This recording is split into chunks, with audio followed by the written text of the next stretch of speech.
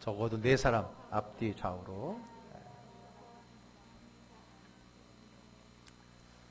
4월달은 우리 부활주일로 시작이 되었었습니다.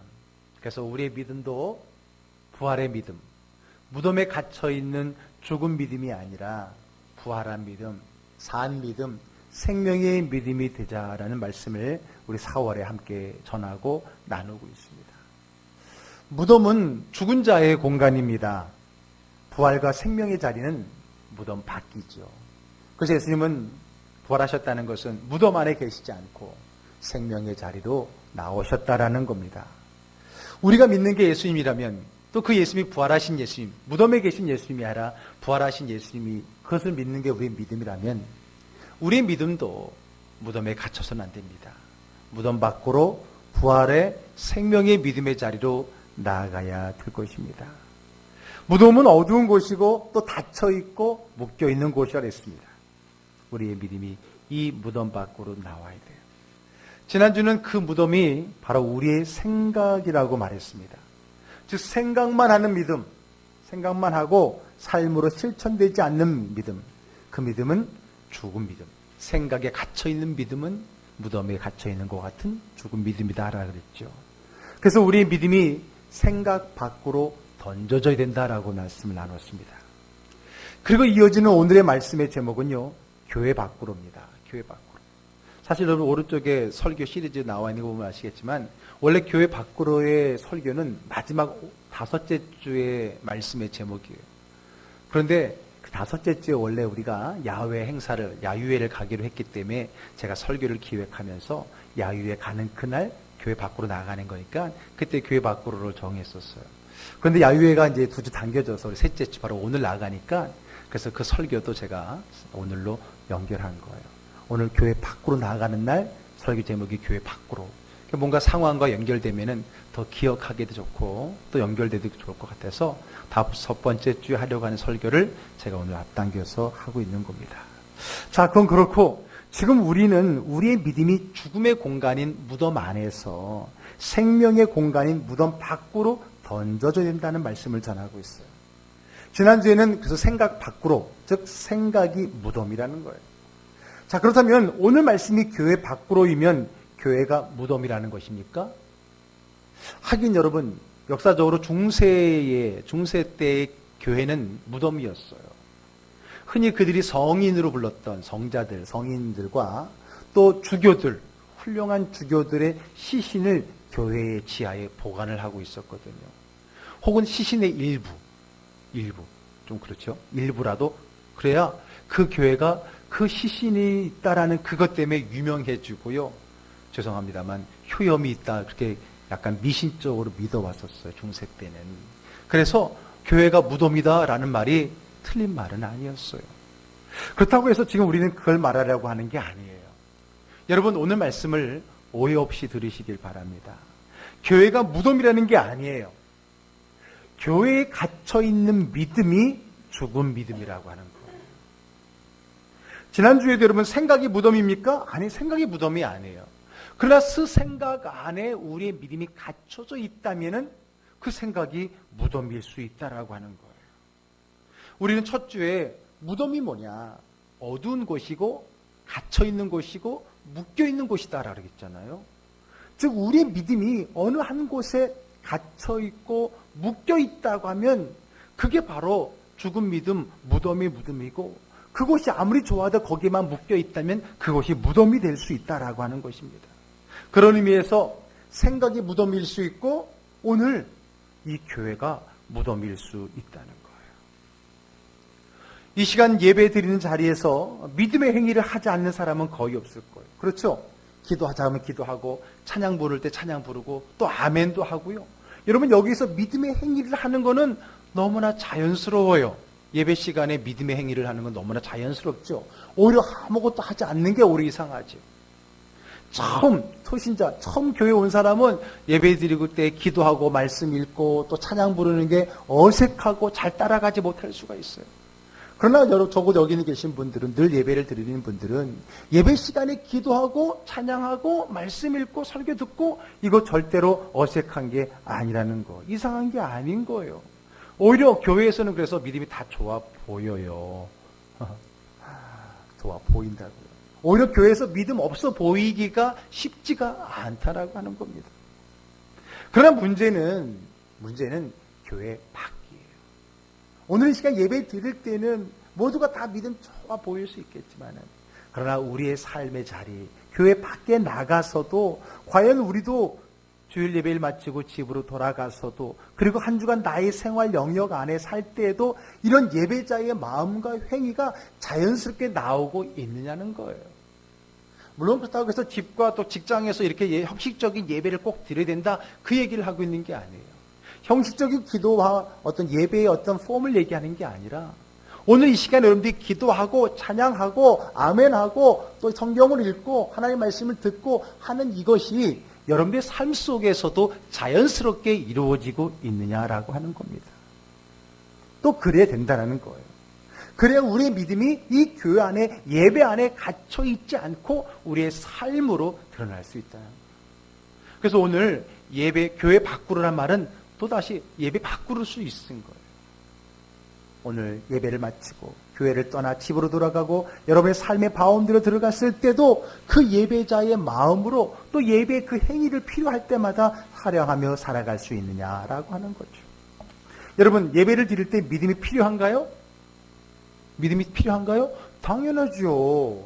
믿음으로 예배를 드려야 돼요. 구약의 가인과 아벨, 첫 번째 예배자들은요, 다른 거 아니라 바로 이 믿음 때문에, 아벨은 믿음으로 예배를 드렸고 가인은 믿음이 없는 예배를 드렸기 때문에 하나님이 아벨의 예배는 받고 가인의 예배는 받지 않았다고 그랬잖아요. 그러므로 예배를 드릴 때에 그 믿음은 필요한 거지요. 그런데 여러분, 그 믿음은 예배를 드릴 때에만 필요한 건가요? 그건 아니죠. 우리의 믿음이 예배를 드릴 때만 필요한 것이 아니라 우리의 삶에서도 필요한 거예요. 기도, 여러분 예배 시간에 기도를 하죠? 물론지요. 안 하는 게 이상하죠. 그럼 여러분, 교회 밖에서도 기도를 하고 계십니까? 찬양? 우리 교회는 특히 찬양을 많이 강조하잖아요. 교회에서 찬양하고 예배식 찬양하는 거 너무나 당연하게 여기고 잘 따라합니다. 그러나 여러분의 삶으로 돌아갔을 때 여러분의 삶 속에서도 찬양이 흘러나오고 있느냐? 지금 성경이 우리에게 묻고 있는 거예요. 자, 오늘 본문은 이렇게 시작하고 있습니다. 13절 말씀 읽어볼까요? 너희 중에 고난당하는 자가 있느냐? 그는 기도할 것이요. 즐거워하는 자가 있느냐? 그는 찬송할지니라. 아멘. 자, 여러분, 지금 예배 중에 기도 시간이냐? 그러면 기도하라. 찬송 시간이냐? 그러면 찬송하라. 지금 그 얘기하고 있는 거예요? 예배 시간을 얘기하고 있는 거예요? 예배 시간에 기도할 때 기도하고 찬송할 때 찬송하라. 제발 딴청 피우지 말고 졸지 말고 그 얘기하고 있는 거예요? 아니에요. 오늘 고난당하는 자가 있느냐? 즐거워하는 자가 있느냐? 고난당하고 즐거워하는 것은 뭐예요? 우리의 삶의 이야기지 예배 시간의 이야기가 아니라는 거예요. 우리의 삶의 고난과 즐거울 때를 말하는 거예요. 그래서 우리 선조들은 우리의 삶의 그러한 마음들을 뭐라고 표현했냐면은 네 자로서 히노에락이라고 표현했어요. 즉 인간이 살아가면서 느끼는 기본적인 네 가지 감정을 얘기했어요. 히 뭐예요? 기쁜 거잖아요. 노 화나는 거, 노하는 거잖아요. 슬프는 거잖아요. 그러면 락 즐거운 거, 기쁜 거잖아요. 우리 인간의 많은 삶의 내용이 대부분 이 네 가지의 감정으로 설명이 된다라는 거잖아요. 히노에라. 근데 오늘 성경은 그 네 가지도 많다. 아주 깔끔하게 두 가지로 요약했잖아요. 뭐예요? 고난과 즐거움. 즉 굳이 말하면은 기쁨과 슬픔. 이렇게 간단하게 두 가지로 설명을 하고 있는 거예요. 결국 오늘 고난당하는 자, 즐거워하는 자라는 건 뭐예요? 우리 인생의 삶을 전체를 나누어서 크게 두 가지로 봤을 때 결국은 우리의 삶의 현장에서를 이야기하는 거죠. 이것은 결국 우리 교회 밖에서 우리 일상의 삶을 이야기하는 겁니다. 우리의 삶에서 고난당할 때, 즉 힘들고 어렵고 슬프고 괴롭고 속상하고 짜증나고 어렵고 화가 날 때 무엇하라고요? 무엇하라고요? 기도하라고요. 또 우리의 삶이 어딘가 고난만 있습니까? 즐거울 때, 기쁘고 즐겁고 행복하고 웃음이 나오고 막 좋아 어떨 줄 모를 때는 뭐 하라고요? 찬양하라, 찬송하라고 하는 거예요. 여러분 그렇다고 해서 고난당할 때는 꼭 기도만 해야 돼 찬송하면 안 돼요? 즐거울 때는 뭐 성경 말씀 읽고 또 기도하면 안 돼요? 여러분 그걸 말하고 있는 게 아니에요. 좀 극단적으로 성경을 해석하고 편협적으로 보면 안 돼요. 성경에 고난당하는 자가 있느냐 기도할 것이요 즐거운 자가 있느냐 찬양할 거니까 딱 그거에 맞추어서 하는 게 아니라 결국은 우리의 삶이 크게 고난과 즐거움, 기쁨과 슬픔으로 나누었다 봤을 때 이 모든 삶의 기도와 찬양, 예배 때만 쓰는 것이 아니라 우리의 삶의 현장 속에서 적절하게 그 예배의 삶의 모습을 드러내는 삶을 살아라 라고 말하고 있는 것입니다. 그것이 믿음의 행위로 우리의 삶의 그런 모습을 기도와 찬양, 즉 믿음의 행위로 극복하고 또 그 상황을 누리라고 하는 거예요. 극복해야 될 것이 있으면 그것을 기도와 찬양으로 극복하고 말씀으로 또 누려야 될 것이 있으면 찬양과 감사로 그것을 그 환경을 그 문제를 누리라라고 하는 거예요. 그러므로 찬양과 기도, 즉 우리의 믿음을 대표하는 그 두 가지 표현을 가지고 우리의 삶을 대표하는 고난과 즐거움에 대입하고 있는 거예요. 우리의 다양한 우리의 삶도 바로 믿음을 통해서 살아가야 된다라는 말씀을 오늘 본문에서 해주고 있다라고 하는 거예요. 우리 믿음이 예배만 쓰이고 교회 밖에서는 아무 쓸모가 없다면, 아니 쓸모는 분명히 있는데 사용하지 않는다면 무슨 소용이 있겠습니까? 여러분 기도가 왜 필요해요? 예배 시간에 대표 기도 좀 거창하게 해보려고 필요한 거예요? 여러분 찬양이 왜 필요해요?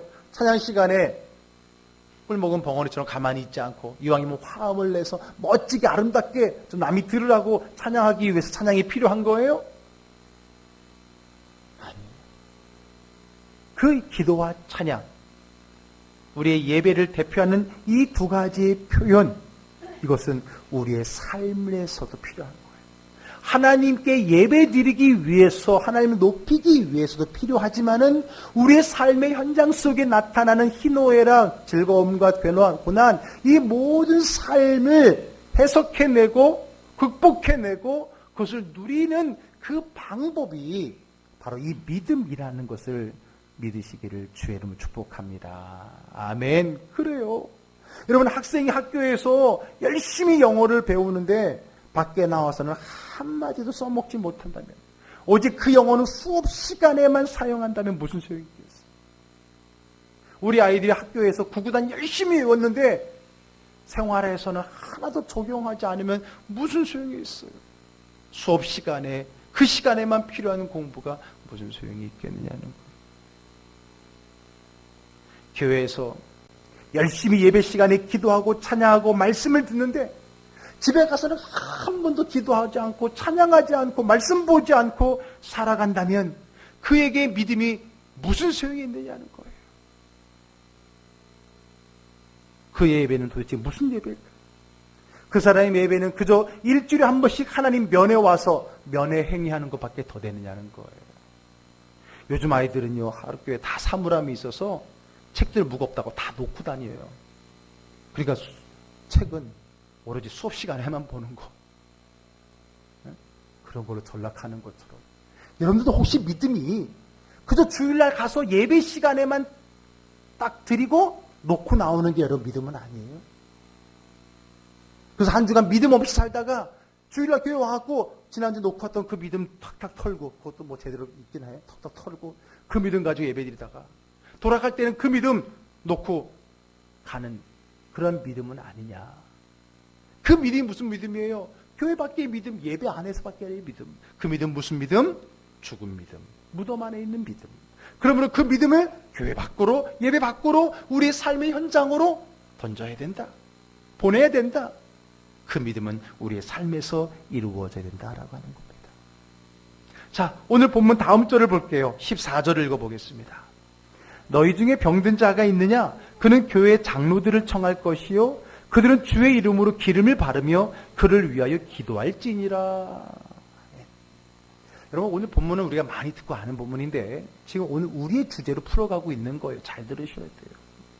자, 병든 자는 교회 장로들을 청할 것이라고 했는데 여기서 장로는요, 당시 장로는 오늘날의 목회자를 포함하는 겁니다.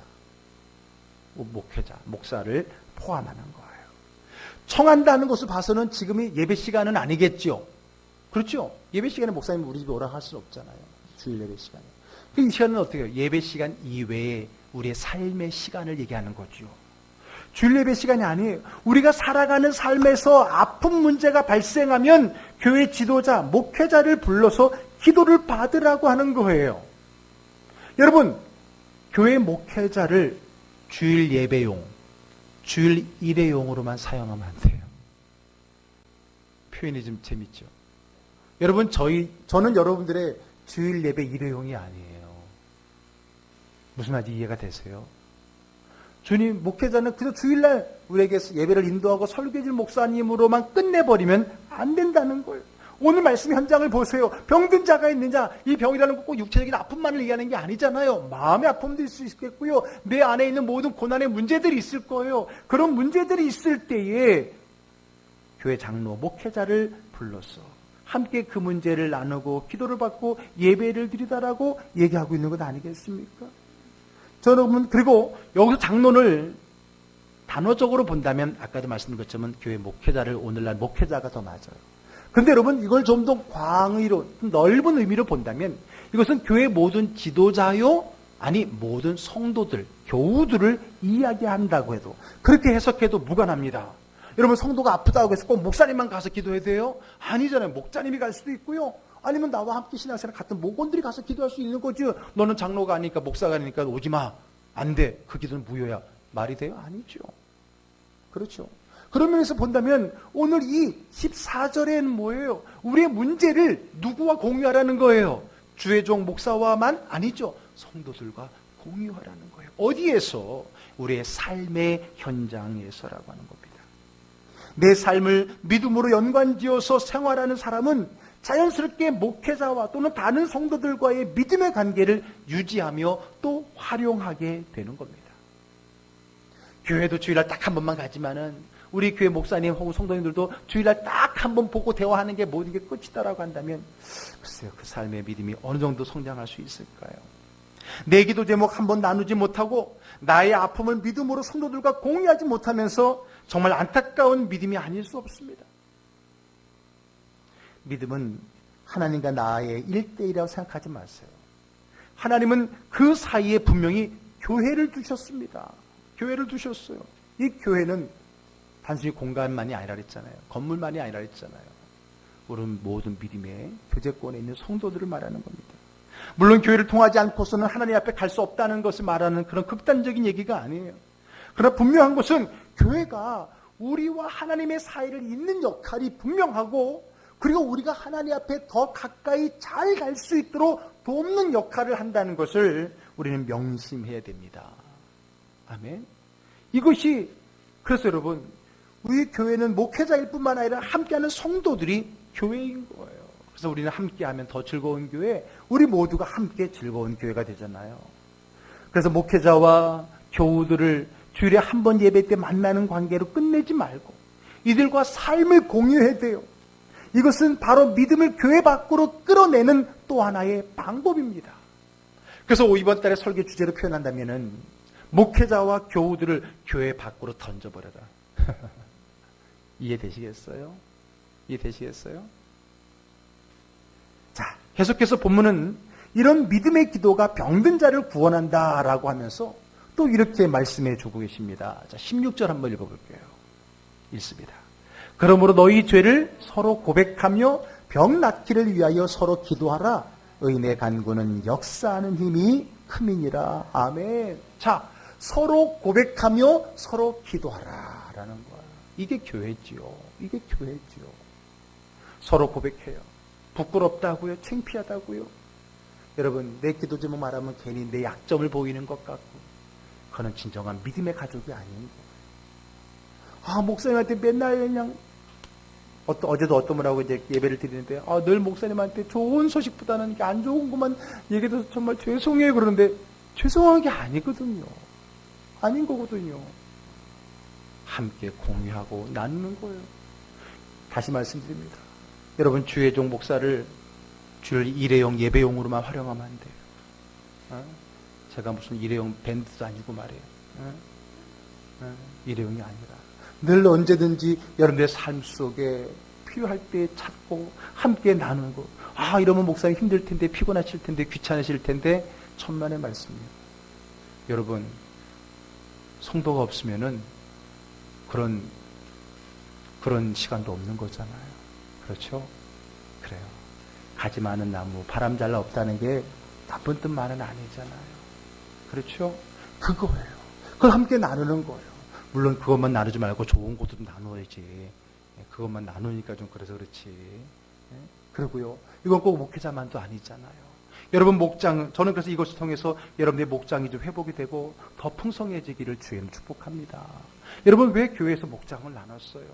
여러분 목사와 나누거나 또 다 많은 사람과 한 사람의 관계는 좀 더 친밀히 떨어질 수 있기 때문에 나와 같은 마음을 가지고 함께 모이는 여러분들, 그 목장 공동체를 통해서 서로 고백하고 서로 기도하는, 즉 여러분의 믿음을 내 삶으로 끄집어내는 그 중요한 통로가 교회이고 목회자인데, 더 구체적으로는 목장이 되어야 된다라고 하는 거예요.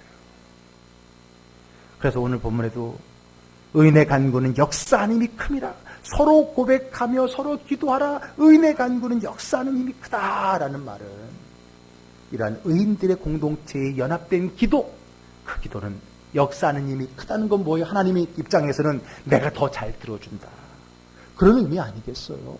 그런 의미로 우리에게 말씀해 주신 것 아니겠습니까? 저는 이 말씀이 여러분의 목장을 통해 이루어지기를 주의 이름 축복합니다. 여러분 목원들 왜 붙여놨어요? 왜 붙여놨어요? 그 목원을 통해서 서로 고백하고 서로 기도를 나누면서, 삶을 나누면서 여러분의 믿음을 삶으로 끄집어 드리고 주일날 들은 말씀이 내 삶의 현장에서 경험되어지도록, 그 통로가 바로 목장이라고 하는 거예요.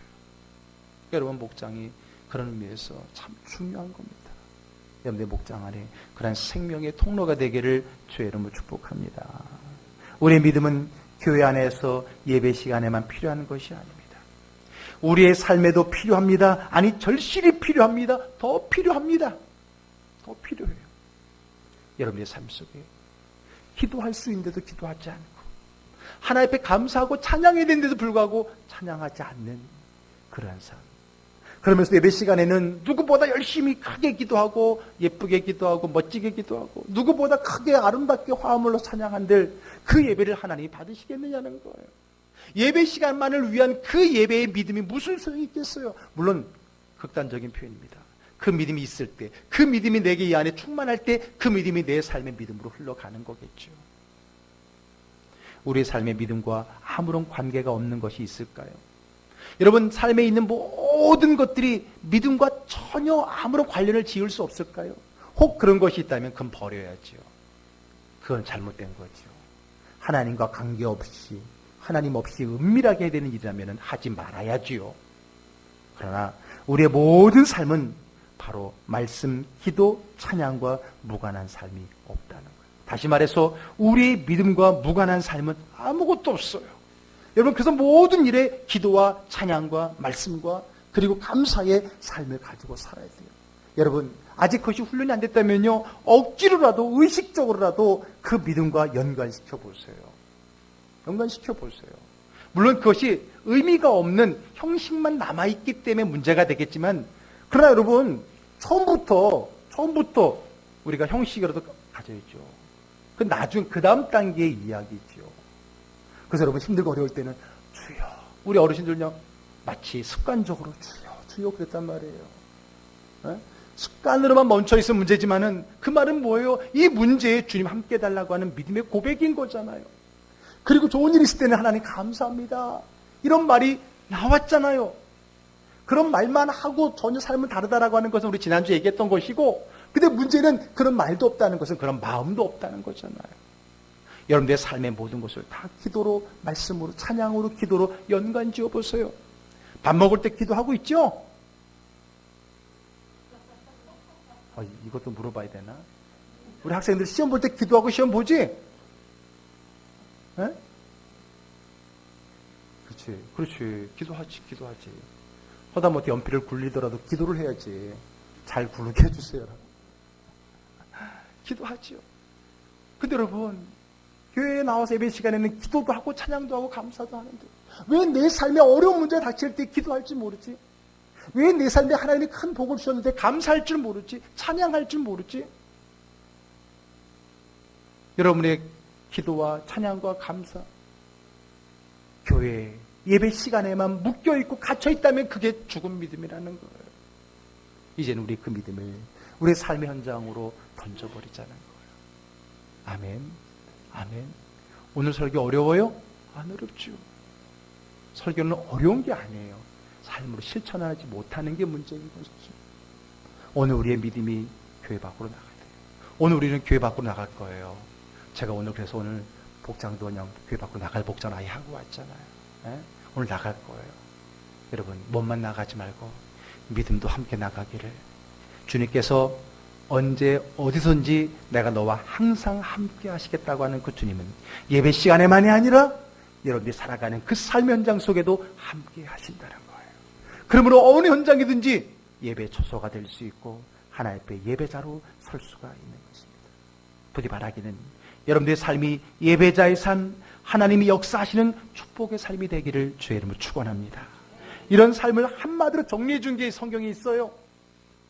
데살로니가전서 5장 16, 17, 18절 다 같이 읽어볼까요? 혹은 암송해 볼까요? 항상 기뻐하라, 쉬지 말고 기도하라, 범사에 감사하라, 이것이 그리스도 예수 안에서 너희를 향하신 하나님의 뜻이니라. 아멘. 항상 기뻐하라. 저는 이 기뻐하라가 오늘 본문과 매치시킨다면 뭐예요? 찬양하라와 똑같은 거잖아요. 그렇죠? 항상 하나님을 기뻐하고 찬양하라. 그리고 쉬지 말고 기도하라. 범사에 감사하라. 예배 시간에만?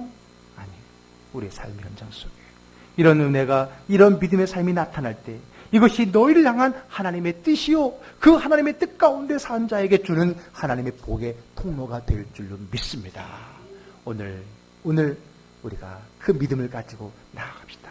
예배 시간에 드린 그 믿음, 예배를 통해서 조금 커진 믿음, 집에 돌아갈 때 톡톡 털어서 놓고 갔다가 다시 오지 말고 그 믿음 가지고 한 주의 삶을 승리하며 살아가는 진정한 삶의 믿음의 은혜자로 살아가기를 주의 이름으로 축원합니다. 아멘. 기도합시다.